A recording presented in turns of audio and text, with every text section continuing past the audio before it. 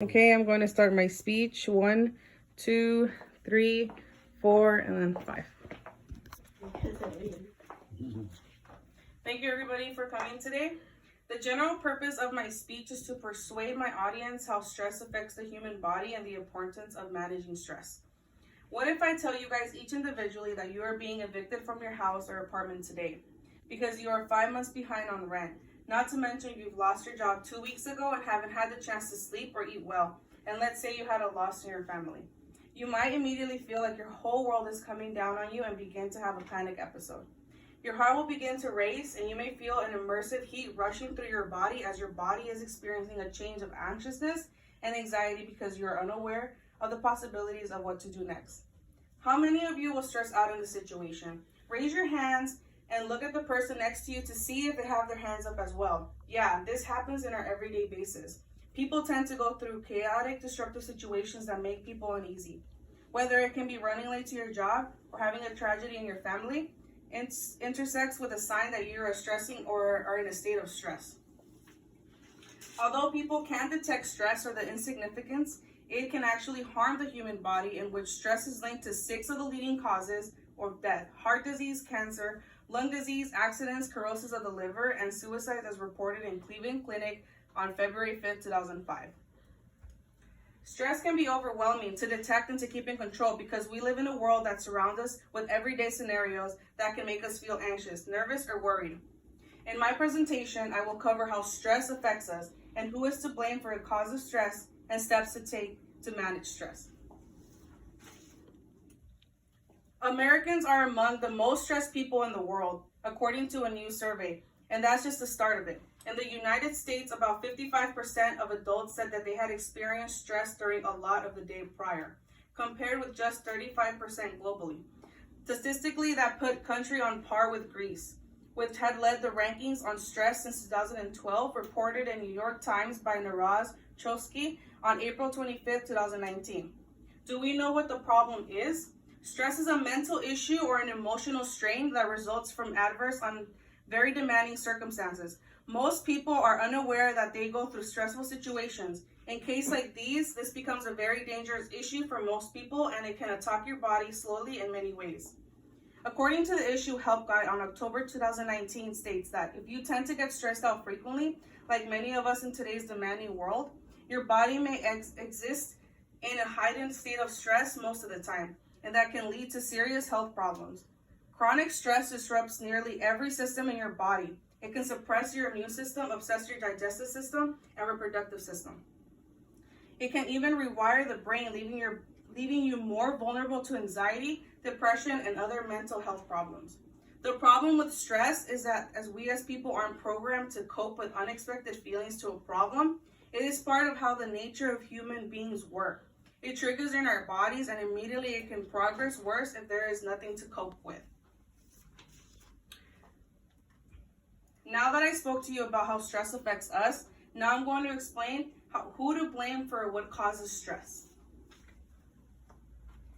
According to the issue HuffSpot, January 23rd, 2014, it states, one of the reasons we have chronic stress is because the same issues come up again and again, keep a difficult situation from repeating itself or getting worse. By owning up to your role, rather than exacerbate tensions by tussling over who did what to whom, approach the situation with an open mind and with integrity. So the cause of stress goes on how we perceive the action and how we want our bodies to feel. Most of the time, it is very difficult to find time to neutralize ourselves in a balanced state of mind. Secondly, people can be affected by a connected predicament of a source of cause. For instance, people at a workplace environment have a tendency to be overloaded with work and the need to meet deadlines by intimidating bosses who have their jobs on the line if those requirements aren't met by how they want it to be.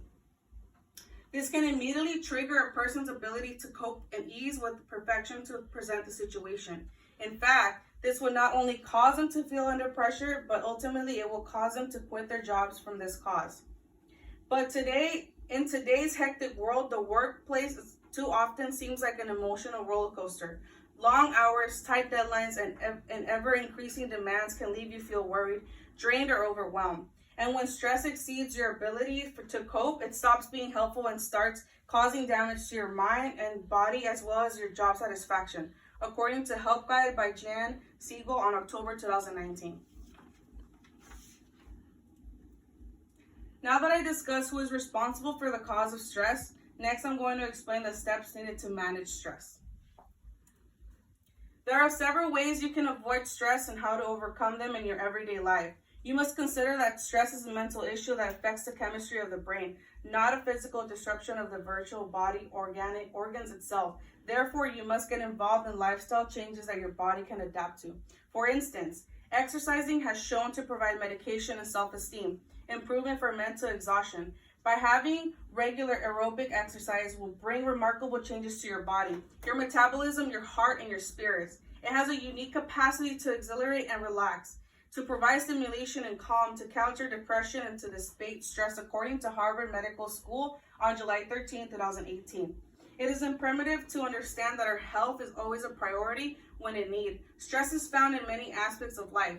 We as people just need to take a moment to step back and take things into one step at a time. The time and effort you spend relaxing and learning new stress management skills is always well spent because of the emotional and physical health benefit it brings. If you're willing to make a change in just one area, let it be an increase in time you spend relaxing, as reported in Psych Central by Jane Collingwood on January 14, 2020. By doing this, we must first train our minds to catch what stresses us out and list them on paper. This eventually will provide for our minds to cope with stress much more efficiently and how normally our body does. Second, we must set goals to further engage implementation. Today, you have learned how stress affects people in different aspects in life, how stress is caused, and how to manage stress for a better living.